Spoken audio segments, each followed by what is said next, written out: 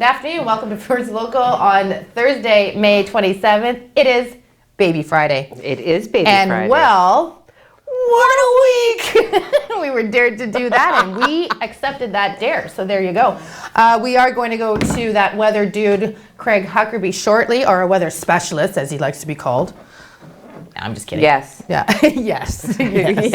Yes. We have some breaking news again for you. Today was a heavy day. It was. Wow, it was super heavy, and it continued to be heavy as right? and so the morning show was difficult. It was really difficult today. This morning. It was. There's a lot of heavy things. Yeah. We have some heavy things, but then some, well, not so heavy things. So, and factoids and social media. So you know what? Sit tight. Yeah, absolutely. It's only a half an hour. We can't really hurt you that badly in a half hour. 24 minutes with commercials.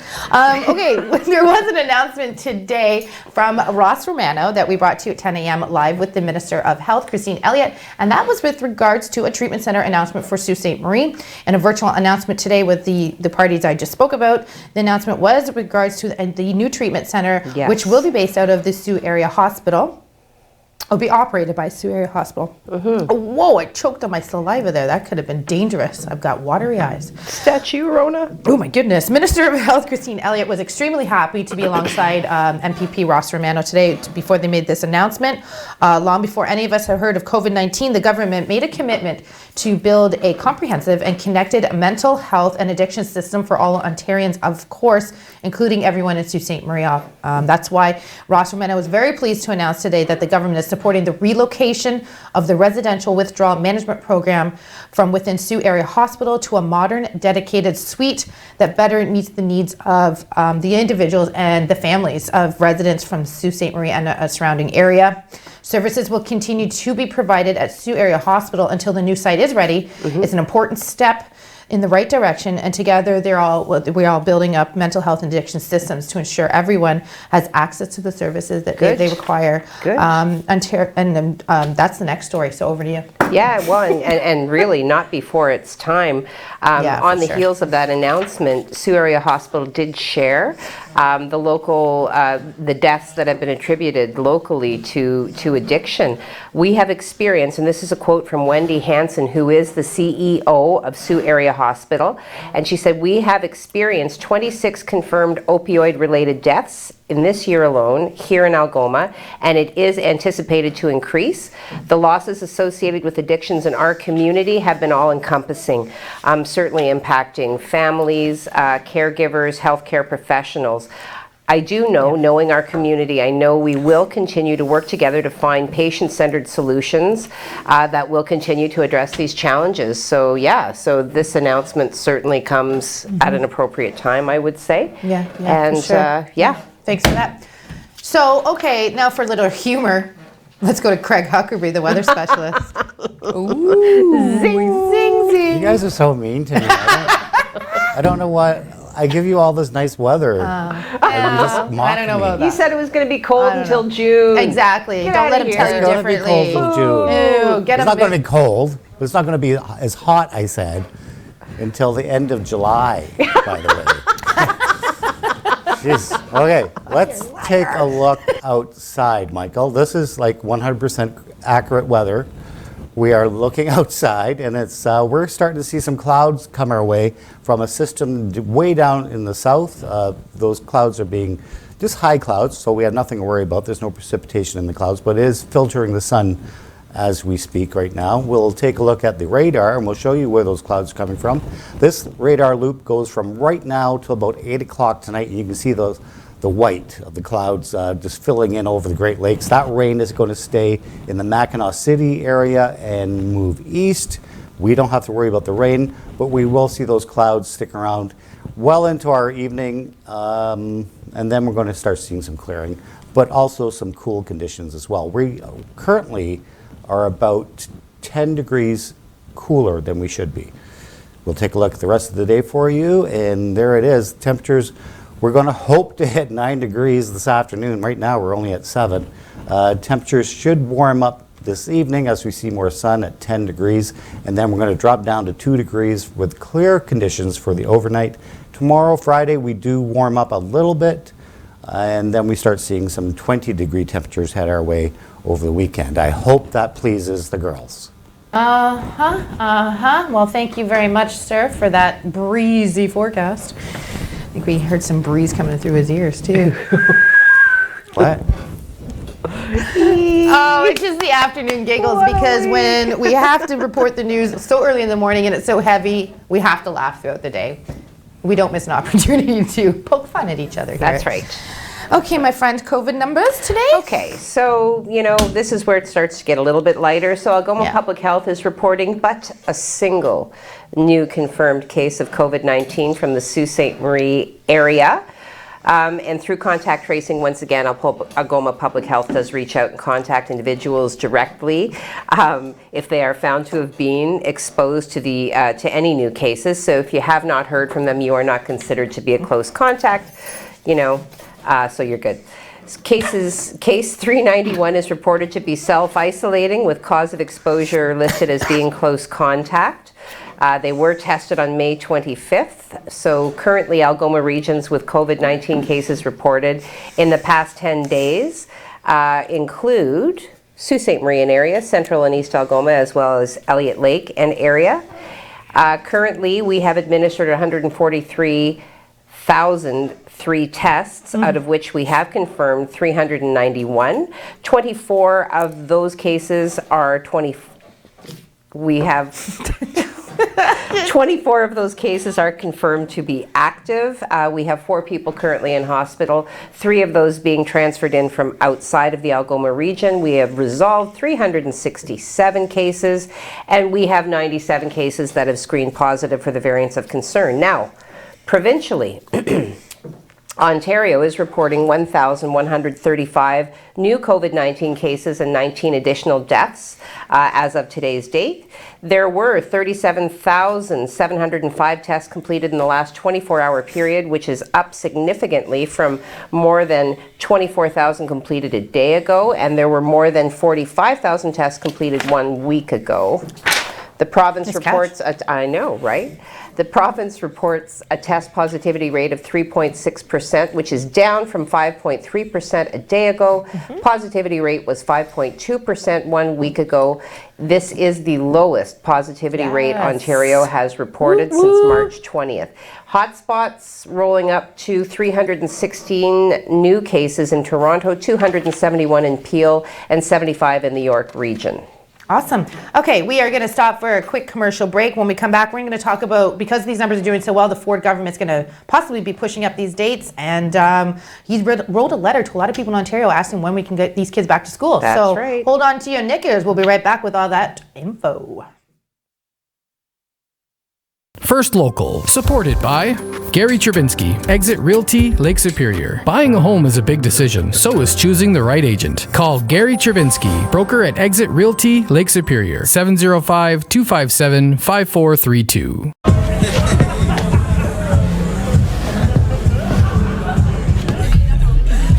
Is going to a party really worth it? Putting yourself at risk puts everyone at risk. Help limit the spread of COVID-19. Leonard Thompson, 13 years old, diabetes mellitus, 65 pounds. Starve the child to let them live. The treatment's as cruel as the disease. It's a death sentence. Dr. Banting, this could be it. he's the first to receive this trial. But will it save him? It's not pure enough. So we try again. And again. And again.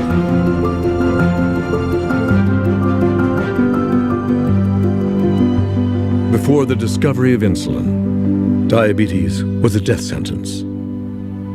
Banting, Best, Collip, and McLeod's breakthrough has saved millions of lives. Leonard Thompson's was the first.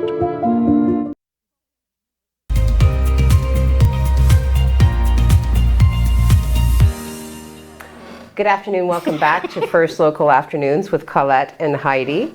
Now, you were going to give us a little bit more information. I am, Heidi. Thank you very much. Yes, the Ontario Ford. Premier, who is Doug Ford, by the way, if nobody knows by now, is seeking experts' advice on whether it's safe to reopen schools. Yes, do it. No, I'm just kidding. Please. So Ford wrote a letter to more than 50 public health agencies, including hospitals, teachers' unions, school boards, you name it, he wrote it. He released this today. Many doctors and experts have called for the immediate reopening of schools, saying it's important for the children's mental health. It's also important for the mom's mental health and the parents' mental health. He also asked whether one vaccine dose is sufficient to protect teachers, which is the key issue. Let's put humor aside for a second. And obviously, we're not ignoring that fact. Whether classes should resume before indoor gatherings are permitted in July. Now, they're also talking about lifting the outdoor gathering numbers to 10 sooner than later, and opening patios next week, which is another one. Little inside deets from Colette Linden here on TV.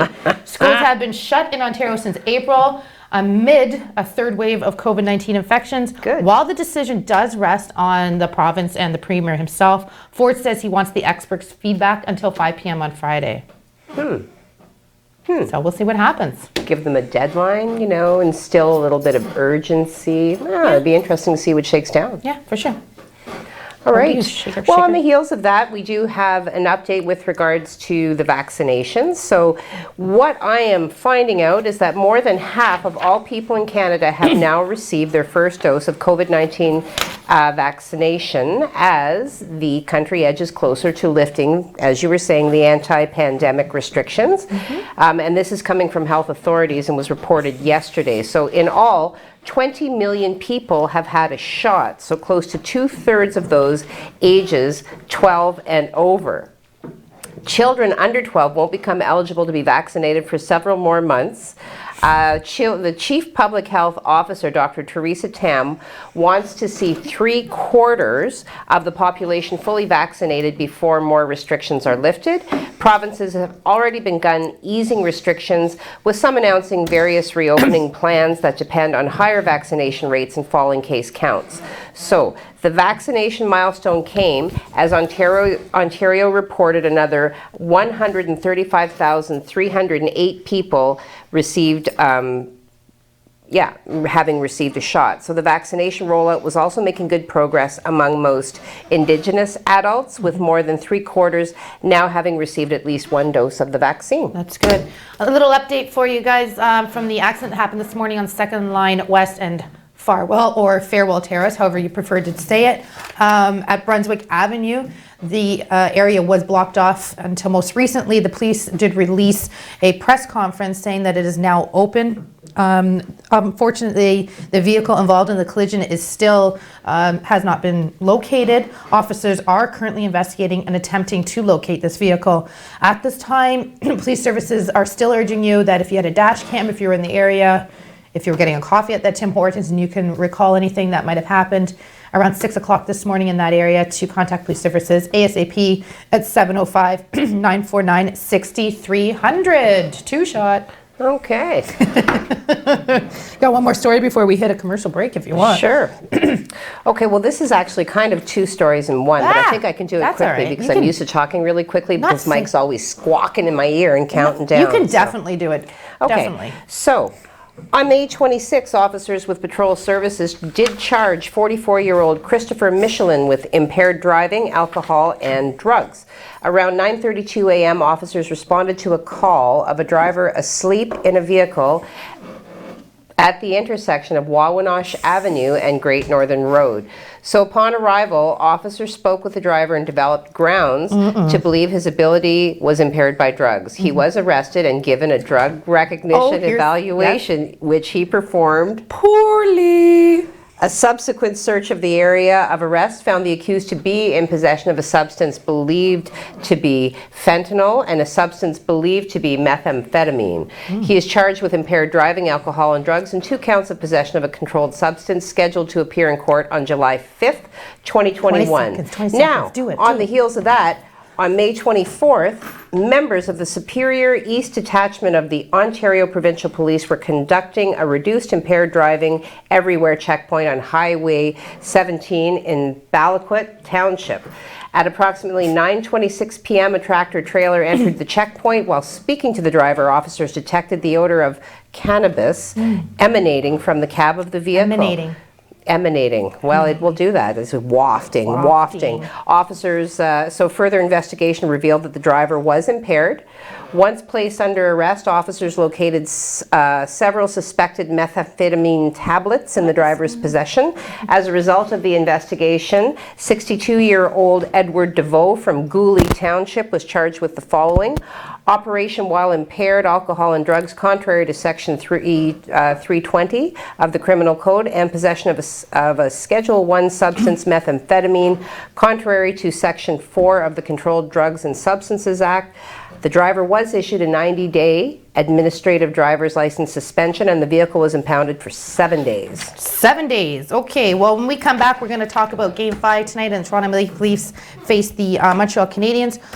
Ontario is providing training for tourism, which you're going to cover off and update everybody on that. I am. And a former Thunderbird named Kachuk has been named to the AHL North Division All-Star team. So we'll be right back with all of those deeds. Stay tuned. First Local, supported by James Seaton, Mortgage Specialist. Your new home doesn't come with mortgage advice. I do. Call James Seaton Mortgage Specialist, RBC 705-975-1519. When I found out I had cancer, it was the hardest day of my life. But life is bigger than cancer.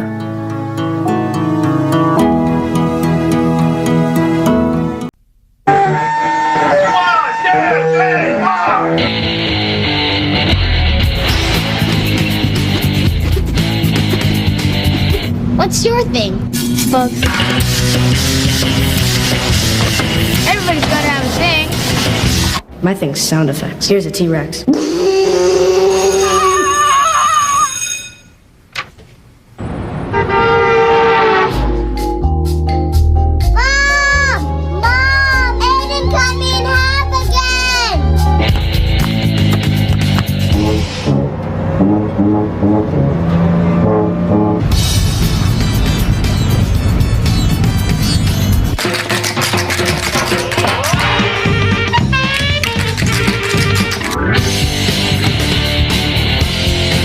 Nobody's good at everything.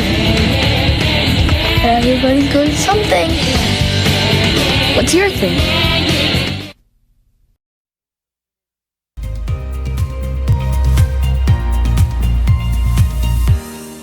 Scared now. Good afternoon. Welcome to First Local. It's Baby Friday. We're going to leave it at that. So the Fan Expo Canada is to go ahead with a limited edition event in October. This is around Aqua Boy. That guy. What do you call him? Water Boy. Aquaman. We are going to be showing maybe a little bit of him shortly. A much anticipated annual. Who is talking? I'm telling a story here. A much anticipated annual celebration of pop culture fandoms of all stripes and returning this year, albeit on a smaller scale. Fan Expo Canada, like several other large events, was focused to cancel its 4-day fest last year due to the pandemic, of course, but look how cute. But says it will go ahead this year with a limited edition event. The expo attracts fans of film, TV, comic books, video games, anime, and horror as a popular destination for those who dress up in elaborate, often screen-accurate costumes. The event celebrated speaking to me. The event celebrated 25 years in 2019, usually takes place in late August or early September, but the organization said in a release that the dates we have been counting down are just a tad bit too soon. So we're going to look into October, which is around Halloween, so dressing up would be cool. Tickets for last year's cancel event will be honored for those who purchased them, and refunds will be made available if you change your mind and you just don't want to go. Maybe you should get that requested by June 30th if you want your money back. Yeah, like Mike, you were asking me who those people were. Actually, B-level. The Walking Dead, but those are B-level characters. Like, all right, B-level characters. Not Negan. Negan's henchmen, two of them. So. Okay, well. So B-level that I can't even really summon a name. So, if you're not they don't even Jeffrey register in D. Heidi's Morgan fan base, okay? or Norman Reedus Never or,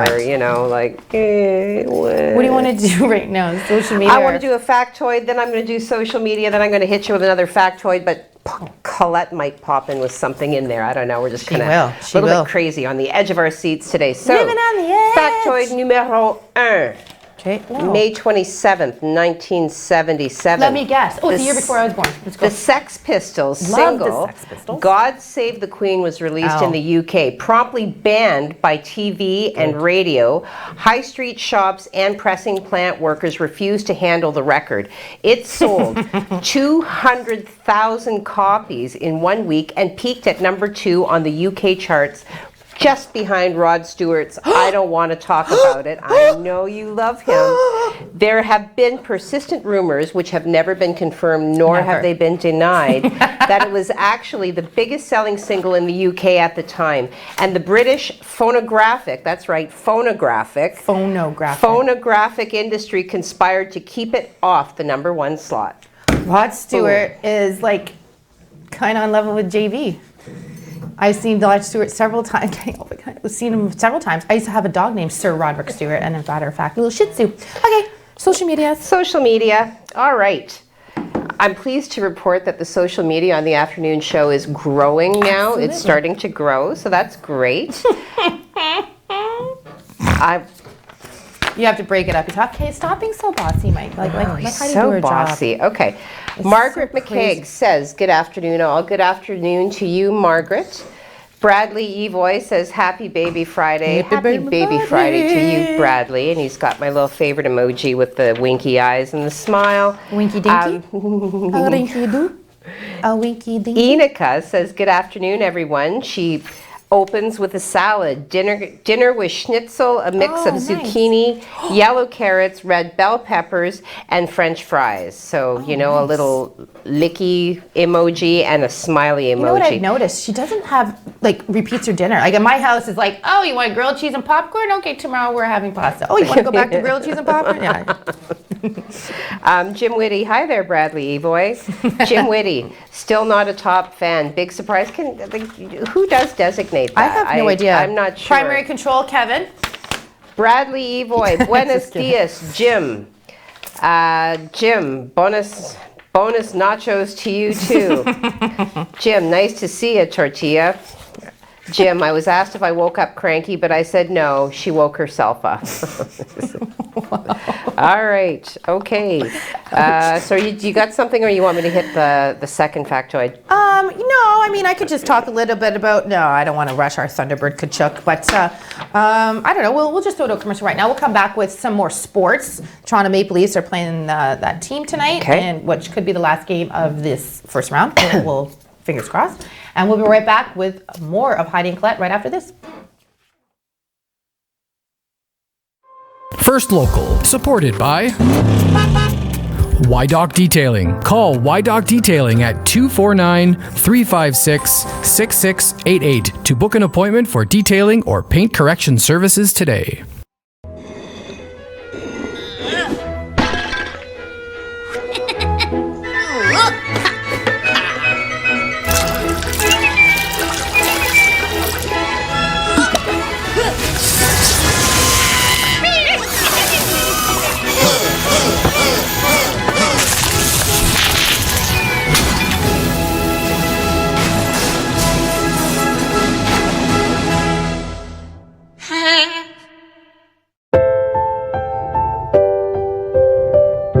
Loss is something that never leaves you. Donate $45 today to help victims of impaired driving. A message from MAD Canada.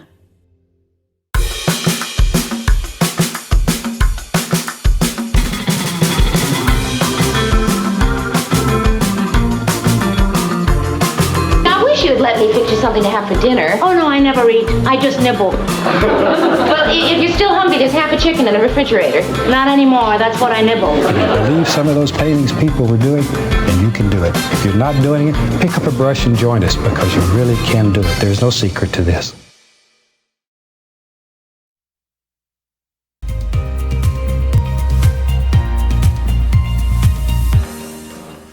Well, welcome back to First Local Afternoons with Heidi and Colette, or Colette and Heidi, depending on which side you're looking at. Or Collide. Or Collide and Heidette. Chafing. Anyways, that's an inside Okay, joke. anyway, so in this time when so many businesses have taken such a significant hit with regards to, restrictions, that, the pandemic has really put a cramp in a lot of operations. Yeah. One local entrepreneur, and you did spend some time with her. did, yes. She is a friend of mine, Lori.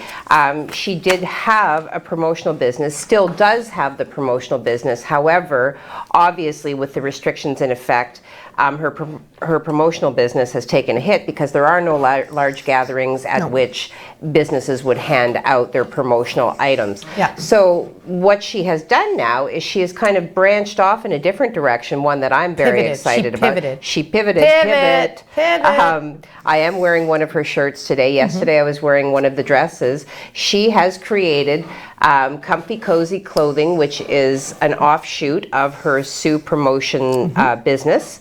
And we do have video of her discussing it. What she does offer is a very broad range of very comfortable, stylish clothing that really minimal wrinkling, very well made, and I really can't say enough about it, so I will stop talking about it and we will go straight to Colette's fabulous interview with this fabulous woman. Yeah, so my business is Sue Promotions, and it's still up and running and doing better now that events and stuff are starting to possibly be happening again. But last year when this hit, it hit in my busiest, what's typically my busiest month is the month of March, because people are getting ready for golf tournaments and there's conferences being planned and whatnot, so everybody wants to order swag and custom clothing and branded products. So that was all gonna start happening for me. And then COVID came along and I thought, oh my goodness. So what did I do? I started baking cinnamon buns and bread, and I got fat, and my friend, not really, but kind of. And so clothes were starting to get a little snug. My phone wasn't ringing for Sue Promo, so I thought, what the heck? And anyway, I ended up just talking to friends, and then from my own experience too, understanding that there was nowhere to shop. And I thought, what can I do? So I started wearing leggings, and they're all stretchy and comfortable, and people are working from home, as I have been all along, but I mean, still, I like to look semi-professional when you get out in the public, right? So anyway, I couldn't find tops long enough to wear with all these leggings that I was buying, and so I started researching, and I brought in my own line. So I brought in long, comfortable, loose-fitting tops to accommodate my body. I just want to thank Lori Jean LaRock Jen for that awesome interview. She's very awesome. I also had the pleasure of interviewing Peggy today from Aberdeen Tax on Queen Street. Aberdeen, I know it's the Aberdeen Group Incorporated, because they do so much. Tons. And we did a great interview today about the restrictions around COVID and filing your 2020 taxes, what you can do to prep yourself for 2021. There was no extension this year for your filing your taxes. There was for your filing your 2019s.